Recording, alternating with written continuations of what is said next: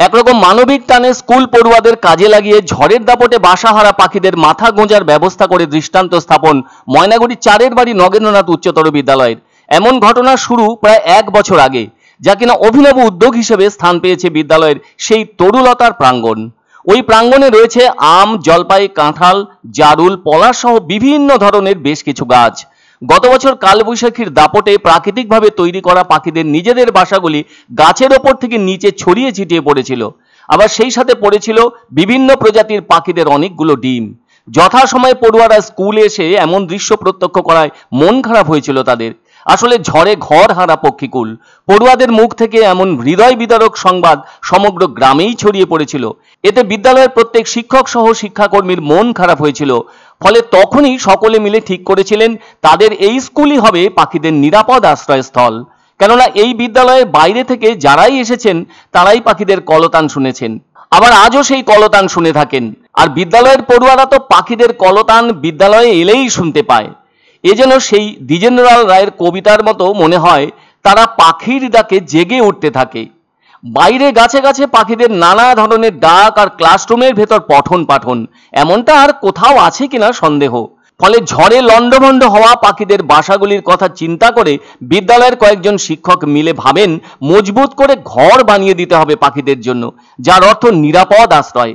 সেজন্য বিদ্যালয় কর্তৃপক্ষের সম্মতি নিয়ে শুরু হয় পরিকল্পনা।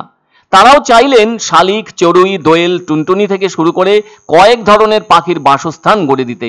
এ ব্যাপারে অনুমতি মিলে যায় পাখিদের নিরাপত্তা দেওয়ার বিষয়টিতে। এতে ময়নাগুড়ি 4-এর বাড়ি নগেন্দ্রনাথ উচ্চতর বিদ্যালয়ের 1100 পড়ুয়াকে পাখিদের ওই রকম অবস্থা সম্পর্কে বোঝানো হয়। এর ফলে তারাও আগ্রহ নিয়ে এগিয়ে আসে। তাই বিদ্যালয়ের প্রাক্তন ছাত্র অজয় রায় ও অভিজিৎ রায়ও এ কাজে এগিয়ে আসেন। ফলে ওই দুই প্রাক্তন ছাত্রের উদ্যোগে মাটির তৈরি ঢাকনাওয়ালা বাসা আনা হয় স্থানীয় পালপাড়া থেকে। আর ওই সমস্ত মাটির তৈরি বাসাগুলোকে বিদ্যালয়ের পড়ুয়ারা রং তুলির মাধ্যমে সাজিয়েও তোলে। এরপর বুদ্ধিমতো পাখিদের সুবিধার্থে ওইসব বাসাগুলিকে গাছের বিভিন্ন স্থানে দড়ির সাহায্যে ঝুলিয়ে দেওয়া হয়। এবার সকলেই অপেক্ষা করতে থাকেন ওই রেডিমেড বাসাগুলি পাখিরা গ্রহণ করে কিনা। তার কারণ বিশ্বে তো পাখিরা প্রকৃতির জীব হওয়ায় তারা নিজেরাই নিজেদের মতো করে তাদের ডিম ও বাচ্চার জন্য বাসা বানিয়ে থাকে গাছের উপযুক্ত স্থানে। যাই হোক, ওইসব রেডিমেড বাসা ঝুলিয়ে দিলেও তাতে পাখিরা আসবে কিনা সেটা নিয়ে যথেষ্ট উদ্বিগ্ন ছিলেন বিদ্যালয়ের শিক্ষকদের পাশাপাশি প্রাক্তন ছাত্ররাও। চিন্তায় ছিল পড়ুয়ারাও। ফলে বিদ্যালয়ের প্রধান শিক্ষক সঞ্জয় ভৌমিক জানান তাদের ভেতর যে একরাশ চিন্তার উদয় হয়েছিল নতুন বাসা নিয়ে, তা থেকে শান্তি মিলেছে। প্রথম হয়তো ইতস্তত করেছে পাখিরা, কিন্তু ওই বাসা বিপদমুক্ত হিসেবে ভেবে তা গ্রহণ করায় সেগুলো ধীরে ধীরে যেন এক একটি পাখির সংসার হিসেবে দাঁড়িয়েছে আজ। ওই বিদ্যালয়ের সহকারী প্রধান শিক্ষক প্রসেনজিৎ রায় বলেছেন স্কুলে তারা পাখিদের জন্য ফলের গাছও লাগাচ্ছেন।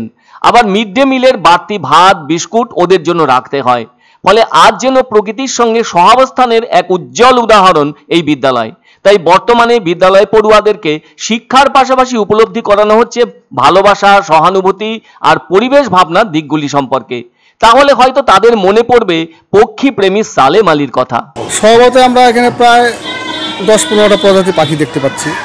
হ্যাঁ, বাচ্চারা খুবই আগ্রহী এবং সন্তুষ্ট প্রকাশ করছে। বাচ্চারা টিয়া পাখি, ময়না পাখি, চড়ুই পাখি, ঘুঘু পাখি, বিভিন্ন ধরনের পাখি যা দেখা যায় না আমাদের বিদ্যালয়ে সেটা দেখা যাচ্ছে।